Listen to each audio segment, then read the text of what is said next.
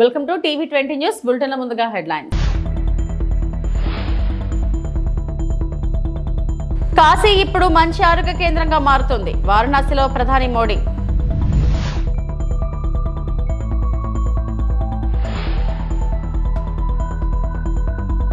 Poverty P4 అంటూ ప్రజలను ఉత్సాహపరిచిన ముఖ్యమంత్రి చంద్రబాబు.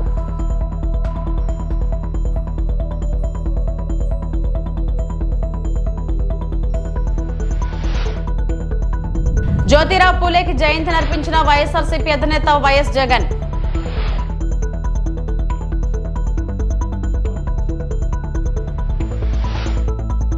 వారణాసిలో ప్రధానమంత్రి మోడీ శంకుస్థాపన చేసి అభివృద్ధి పనులను ప్రారంభించారు మరియు ఆరోగ్య సంరక్షణ పరివర్తనను ప్రస్తావించారు. ఆయుష్మాన్ భారత్ మరియు కొత్త ఆయుష్మాన్ వై వందనం పథకం వృద్ధులకు ఉచిత చికిత్సను ఎలా నిర్ధారిస్తున్నాయో మరియు యూపీ అంతటా కుటుంబాలకు కోట్లాది ఆదా చేస్తున్నాయో హైలైట్ చేశారు. इस क्षेत्र में पूरे पूर्वांचल में इलाज को लेकर जो परेशानियां थी वो भी हम सब जानते हैं. आज स्थितियां बिल्कुल अलग है. मेरी काशी अब आरोग्य की राजधानी भी बन रही है. दिल्ली मुंबई के बड़े बड़े जो अस्पताल, ये बड़े बड़े अस्पताल अब आज आपके घर के पास आ गए हैं. यही तो विकास है, जहां सुविधाएं लोगों के पास आती है. साथियों, बीते 10 वर्षों में हमने सिर्फ अस्पतालों की गिनती नहीं बढ़ाई है, हमने मरीज की गरिमा भी बढ़ाई है. आयुष्मान भारत योजना मेरे गरीब भाई बहनों के लिए किसी वरदान से कम नहीं है. ये योजना सिर्फ इलाज नहीं देती, ये इलाज के साथ साथ विश्वास देती है. उत्तर प्रदेश के लाखों और वाराणसी के हजारों लोग इसका लाभ उठा चुके हैं. हर इलाज, हर ऑपरेशन, हर राहत जीवन की एक नई शुरुआत बन गई है.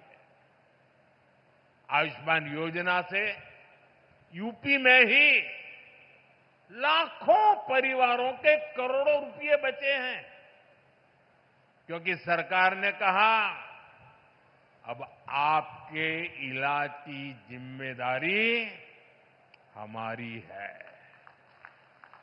జ్యోతిరావు పూలే జయంతి కార్యక్రమంలో పాల్గొనేందుకు ఆగరపల్లి మండలం వడ్లమాన వెళ్తూ మార్గ మధ్యంలో అభిమానులు ప్రజల కోరిక మేరకు జీరో పావర్టీ P4 అంటూ తయారు చేసిన వాహనం ఎక్కి ప్రజలను ఉత్సాహపరిచిన ముఖ్యమంత్రి చంద్రబాబు.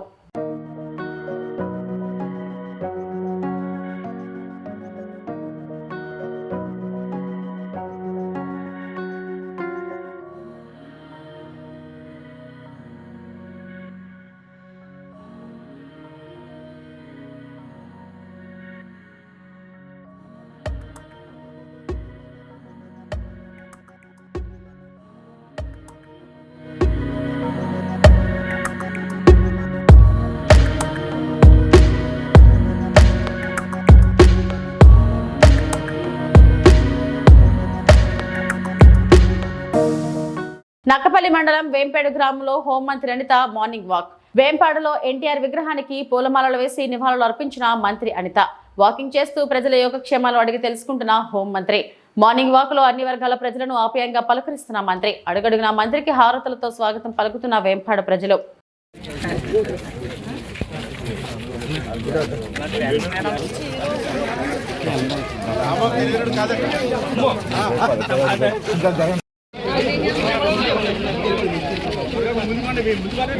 అమ్మమ్మ వెనక అలా ఉండండి అలా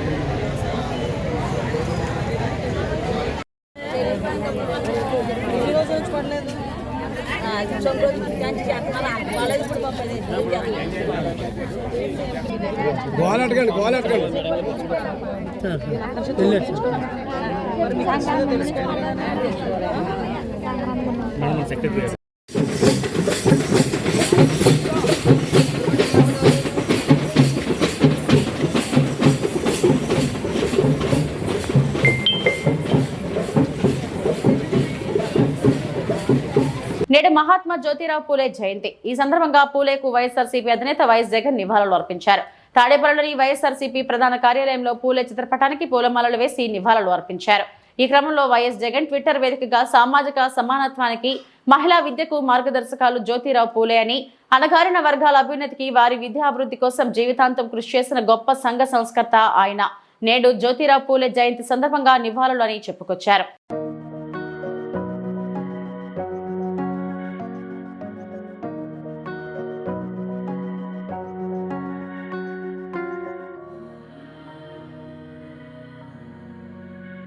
తిరుమల శ్రీవారిని పలువురు రాజకీయ ప్రముఖులు దర్శించుకున్నారు. శుక్రవారం వేకుజామున కుటుంబ సభ్యులతో కలిసి ఏపీ శాసనసభ ఉపసభాపతి రఘురామకృష్ణరాజు శ్రీవారి అభిషేక సేవలో పాల్గొన్నారు. ఆయన వెంట చిత్తూరు ఎమ్మెల్యే గురజాల జగన్మోహన్ ఉన్నారు. ఎమ్మెల్యే సుజనా చౌదరి శ్రీవారిని దర్శించుకున్నారు. అంతకుముందు టీటీడీ అధికారులు వీరికి స్వాగతం పలికి దర్శన ఏర్పాట్లు చేశారు.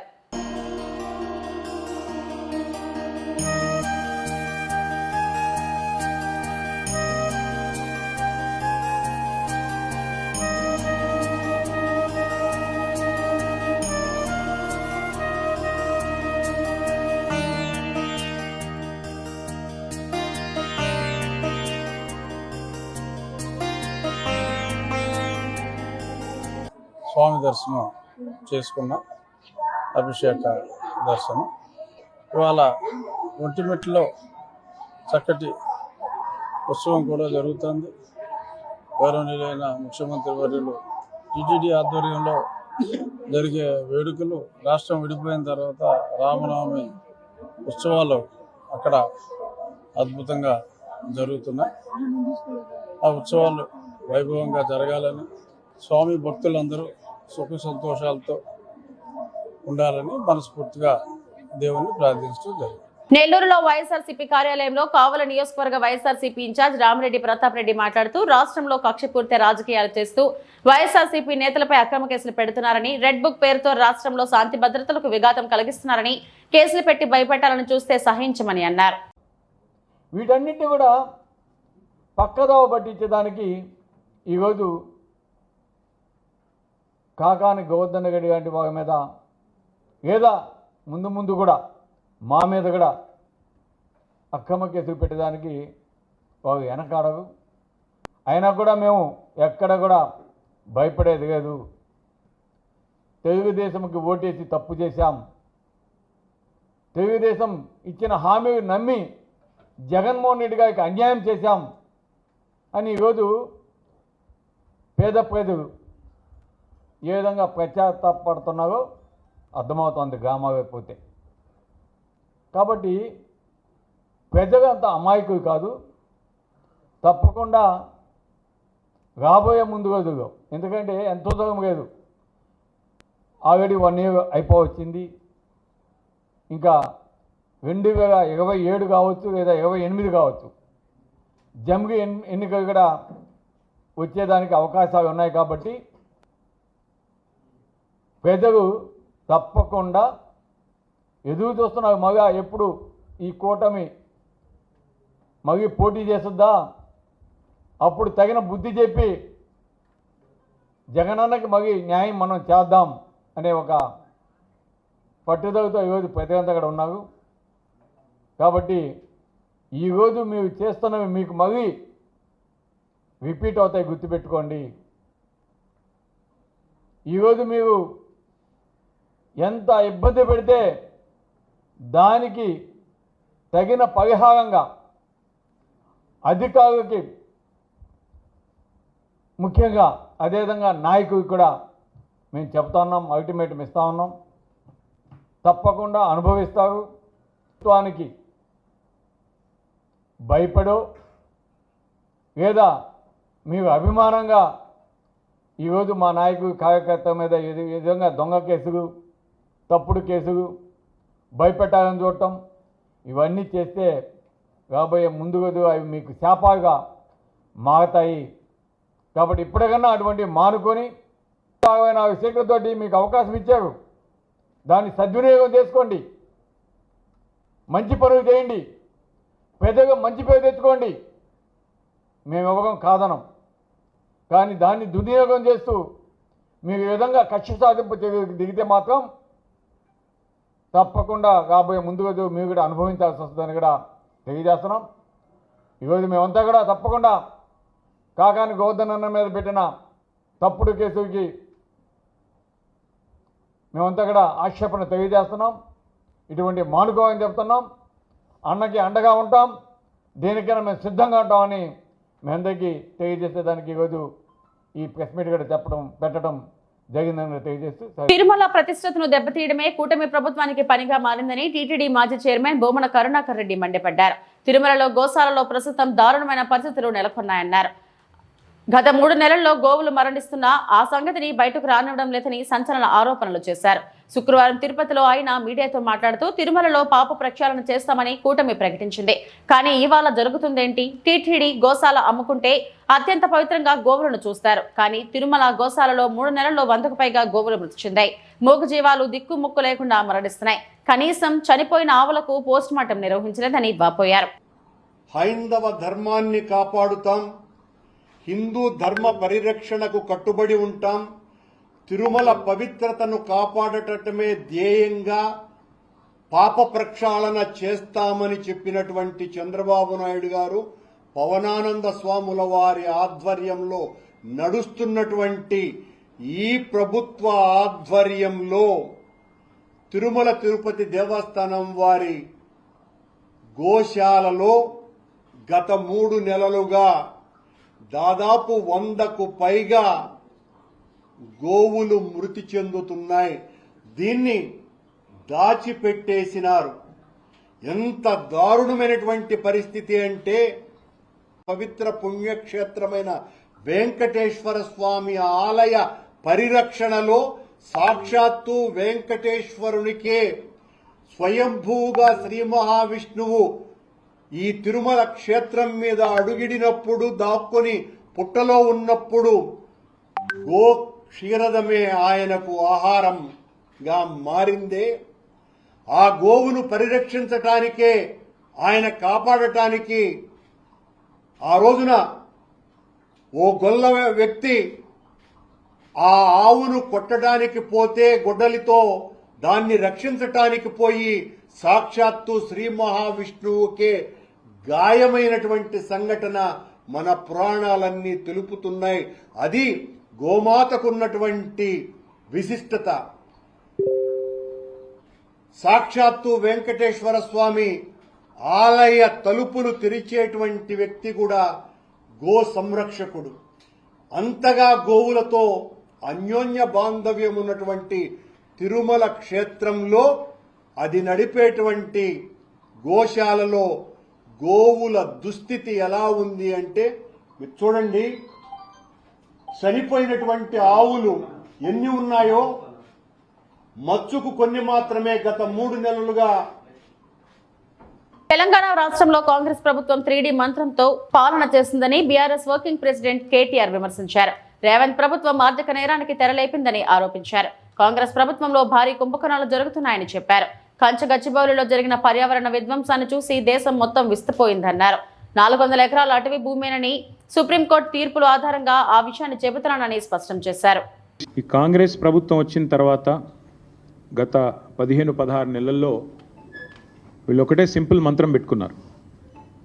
3D Mantra: deception, destruction and distraction. Deception అంటే మోసం, డిస్ట్రక్షన్ అంటే విధ్వంసం, డిస్ట్రాక్షన్ అంటే దృష్టి మళ్లించడం. ఈ 3D మంత్రం పెట్టుకొని ఇవాళ 15-16 నెలల్లో విచ్చలవిడిగా ఒకవైపు విధ్వంసం చేస్తూ, పేదల బతుకులు ఛిద్రం చేస్తూ, రైతులు ఇప్పుడిప్పుడే బాగుపడి దేశానికే అన్నం పెట్టే స్థాయికి చేరుకున్న రైతన్న కడుపు మీద కొట్టి, మరొక వైపు ప్రజల దృష్టి మరల్చి ఒక భయంకరమైన ఆర్థిక దోపిడీకి రేవంత్ రెడ్డి ప్రభుత్వం పాల్పడుతూ ఉంది. చాలా రకాలుగా పాల్పడుతున్నారు. గతంలో కూడా మేము కొన్ని బయట పెట్టాం. ఈరోజు మరొక కుంభకోణాన్ని మీ దృష్టికి తీసుకొని రావాలి, మీ ద్వారా ప్రజల దృష్టికి కూడా తీసుకొని రావాలి. దేశం మొత్తం నివ్వెరపోయి చూసిన ఘటన మన హైదరాబాద్ సెంట్రల్ యూనివర్సిటీలో జరిగిన పర్యావరణ విధ్వంసం, పర్యావరణ హననం. కానీ అక్కడ జరిగింది కేవలం పర్యావరణ విధ్వంసం, పర్యావరణ హననం మాత్రమే కాదు, మూగజీవుల ప్రాణాలు తీయడమే కాదు. రేవంత్ రెడ్డి గారి ప్రభుత్వం చాలా సక్సెస్ఫుల్గా ఒక అతిపెద్ద ఫైనాన్షియల్ ఫ్రాడ్ అనే దానికి కూడా మొన్న ఈ సెంట్రల్ యూనివర్సిటీ పక్కన ఉన్న అటవీ భూములు ఏవైతే ఉన్నాయో వాటిల్లో వారు చేయడం జరిగింది. ఇది ఒక నేరపూరిత కుట్ర, క్రిమినల్ కాన్స్పిరసీ, విశ్వాసఘాతకం తెలంగాణ ప్రజల పట్ల. మరి అదేవిధంగా సింపుల్గా చెప్పాలి అంటే ఈ 400 ఎకరాలు ఏదైతే ఆనాడు 2004వ సంవత్సరంలో ఐఎంజీ భారత అనే సంస్థకి అప్పటి ప్రభుత్వం కట్టబెట్టిందో, తర్వాత వచ్చిన కాంగ్రెస్ ప్రభుత్వం ఆనాడు ఒక ఆర్డినెన్స్ ద్వారా రద్దు చేసిందో, తిరిగి దాన్ని సవాల్ చేస్తూ ఆ ప్రైవేటు వ్యక్తి ఈ భూమి విషయంలో నాకు అన్ని హక్కులు ఉన్నాయని కోర్టుకు పోతే సుదీర్ఘకాలం, దాదాపు 20 ఏళ్ళు, 19-20 ఏళ్ళు సక్సెసివ్ గవర్నమెంట్స్ ఆఫ్ ఫాట్. ఆనాడు 2014 వరకు ఉన్న ప్రభుత్వం కొట్లాడింది. తర్వాత 2014 నుంచి 2023 డిసెంబర్ దాకా ఉన్న మా ప్రభుత్వం కూడా కొట్లాడి చివరికి మార్చ్ 2024లో తీర్పు వచ్చింది. ఇది మరి ప్రైవేట్ వ్యక్తికి సంబంధం లేదు, ప్రభుత్వానికి మరి ఏదైతే గతంలో ఇచ్చిన ఆర్డినెన్స్ ఇచ్చారో దాన్ని సమర్థిస్తూ తీర్పు వచ్చింది. ఇవాళ వాస్తవం ఏంటి అంటే అక్కడ సహజంగానే ప్రజలు కానీ, సహజంగానే పర్యావరణవేత్తలు కానీ అక్కడ జరుగుతున్న పర్యావరణ హననం పట్ల, పర్యావరణం మీద జరుగుతున్న దాడి పట్ల విస్మయంతో, ఒక బాధతో, ఆవేదనతో అక్కడ చనిపోయిన 3 జింకల గురించి కానీ, అదేవిధంగా అక్కడ చెట్లు కొట్టేయడం గురించి కానీ, దొంగల్లాగొచ్చి అర్ధరాత్రి అపరాత్రి అని కాకుండా 100 ఎకరాల్లో వారు ఏదైతే దాడి చేసినారో ప్రభుత్వమే మరి రక్షించాల్సిన వాళ్ళే భక్షిస్తుంటే సహజంగానే ఆవేదనతో అటు హెచ్సియు విద్యార్థులు కానీ, దేశవ్యాప్తంగా పర్యావరణవేత్తలు కానీ ఉద్యమం చేసినారు. పశ్చిమ గోదావరి జిల్లా తణుకులో భారతమాత ముద్దుబిడ్డ అంటరానితనాన్ని రూపమాపడానికి కృషి చేసిన సామాజిక సంస్కర్త, బలహీన వర్గాల ఆశాజ్యోతి, సామాజిక తత్వవేత్త మహాత్మా జ్యోతిబా ఫులే జయంతి మూలపూడి రేణుక ఆధ్వర్యంలో వారికి ఘన నివాళులు కార్యక్రమంలో భాగంగా ఆమె మాట్లాడుతూ, వెనుకబడిన తరగతుల అభ్యున్నతికి కృషి చేసిన వ్యక్తి జ్యోతిరావు ఫులే. సమాజం అంధకార చీకట్లో మునిగి ఉండడానికి విద్య కారణమని భావించారు. మహాత్మా జ్యోతిరావు ఫులే, ఇతని భార్య సావిత్రిబాయి సమాజంలో వెనుకబడిన వర్గాల వారికి విద్యా సౌకర్యాలు కల్పించడానికి కృషి చేశారని అన్నారు. నమస్కారం. భరతమాత ముద్దుబిడ్డ మహాత్మా శ్రీ జ్యోతిరావు ఫులే జయంతి సందర్భంగా ఈరోజు వారికి ఘనంగా నివాళులర్పిస్తూ, ఒక వ్యక్తిని 2 శతాబ్దాల తర్వాత కూడా, అంటే రేపు 27కి 200 సంవత్సరాలు అవుతుంది వారి జన్మం. 2 శతాబ్దాల తర్వాత కూడా ఒక వ్యక్తిని గుర్తుపెట్టుకొని వారిని ఒక భగవంతునిగా ఆరాధిస్తున్నాము అంటే వారు చేసినటువంటి సేవలు ఎంత గొప్పవి అనేటువంటిది మనం ఈ సందర్భంగా తెలుసుకోవాల్సినటువంటి విషయం. వారు ఒక సంఘ సంస్కర్త. చిన్నప్పటి నుంచే వారు చాలా చురుకుగా, ఒక స్కూల్కి వెళ్ళే వయసులోనే చాలా తెలివిగా ఉన్నటువంటి వ్యక్తి. కానీ ఆ రోజు ఉన్నటువంటి కుల వ్యవస్థ, సమాజంలో ఉన్నటువంటి అసమానతల మూలంగా మరి హయ్యర్ స్కూల్ కూడా వెళ్ళలేనటువంటి సందర్భంలో ఇరుగు పొరుగు వారు వారి తండ్రికి చెప్పి, మేము ప్రోత్సహిస్తాము, మీ అబ్బాయిని సెకండరీ ఎడ్యుకేషన్ కూడా పంపించమని చెప్తే వారు అలా పై చదువులు చదువుకొని ఆ తరువాత ఈ మానవ హక్కుల మీద ఉన్నటువంటి పుస్తకాలన్నీ చదివి వారి ఒక స్ఫూర్తితో, ఆ పుస్తక పఠనం యొక్క స్ఫూర్తితో ఈ సమాజంలో కుల వ్యవస్థ నిర్మూలించబడాలి, సమాజంలో అసమానతలు ఉండకూడదు, బడుగు బలహీన వర్గాల వారు, అట్టడుగున ఉన్నటువంటి వారికి కూడా సమాజంలో సమాన హక్కులు కలగాలి అనేటువంటి ఉద్దేశంతో వారు చేపట్టినటువంటి అనేక కార్యక్రమాలు, అనేక పోరాటాలు, ముఖ్యంగా ఇదంతా కూడా జరగాలి అంటే, సమాజంలో కుల వ్యవస్థ నిర్మూలించబడాలి అంటే మహిళలు చదువుకోవాలి అనేటువంటి ఉద్దేశంతో వారు మొట్టమొదట భారతదేశంలో మొట్టమొదటి మహిళా ఉపాధ్యాయురాలు ఈరోజు సావిత్రిబాయి పూలే.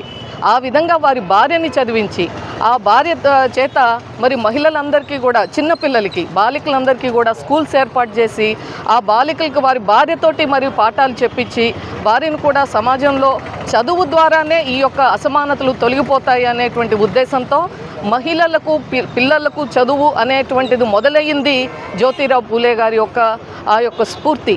మరి ఈరోజు కూడా ఇంతమంది మన బడుగు బలహీన వర్గాల వారు కానీ వారి యొక్క జయంతిని ఇంత ఒక ఘనంగా జరుపుకుంటున్నాము అంటే వారు చేసినటువంటి సేవలు, పోరాటం అని చెప్పి ఈ సందర్భంగా మన గుర్తు చేస్తూ, వారి యొక్క స్ఫూర్తితో మనం కూడా ఎక్కడ ఉన్నా, ఏ స్థాయిలో ఉన్నా కూడా పొరుగు వారిని గౌరవించటం, అన్ని కులాల వారిని గౌరవించటం, సమానత్వం పాటించటం, ఒక ఉన్నతమైన చదువులు. తిరుపతి జిల్లా గూడూరు నియోజకవర్గంలో చిల్లకూరు మండలం పట్టణంలో ఉన్న జిందాల్ కంపెనీ ఎదుట స్థానికులకు జిందాల్ కంపెనీలో ఉద్యోగ అవకాశాలు ఇవ్వటం లేదని, వెంటనే ఇవ్వాలని గూడూరు శాసనసభ్యుడు పాసం సునీల్ కుమార్, టీడీపీ నాయకులు, కార్యకర్తలు స్థానికులతో కలిసి పెద్ద సంఖ్యలో శాంతియుత ధర్నా కార్యక్రమం నిర్వహించారు. ఈ సందర్భంగా ఆయన మాట్లాడుతూ, ఈ ప్రాంతంలో పెద్ద స్థాయిలో తక్కువ రేటుతో భూములు తీసుకుని పరిశ్రమ ఏర్పాటు చేసుకుని స్థానికులకు ఉద్యోగ అవకాశాలు ఇస్తామని హామీలు ఇచ్చి ఇప్పుడు తుంగలో తొక్కేశారన్నారు. అలాగే పరిశ్రమ వారు ఈ ప్రాంతంలో ఉన్న గ్రామాల్లో మౌలిక వసతుల కోసం ఖర్చు చేయటం లేదని అన్నారు. ఈరోజు ఇక్కడ ఈ 4-5 పంచాయతీల్లో ఉన్నటువంటి మత్స్యకారులు, ఎస్సీ, ఎస్టీ, బీసీలు వీళ్ళందరూ కూడా ఇక్కడ మధుకాంలో, గతంలో మధుకాంలో, ఇప్పుడు జిందాల్ ఫ్యాక్టరీలో మాకంతా కూడా ఉద్యోగాలు ఇవ్వట్లేదు. మేము చదువుకొని అంతా ఎంటెక్లు చేస్తున్నాం, ఎంబీఏలు చేస్తున్నాం, బీటెక్లు చేస్తున్నాం, అలాగే పాలిటెక్నిక్ చేస్తున్నాం. మా జీవితంగా ఏవైతే మాకు లేబర్ వర్క్ చేస్తున్నారు, అదే ఇతర రాష్ట్రాల్లో చూసిన వాళ్ళకి కూడా మంచి జీతాలతో మంచి వర్క్ ఇస్తున్నారని చెప్పి అందరూ కూడా చాలా సంవత్సరం ఆవేదన చెందారు.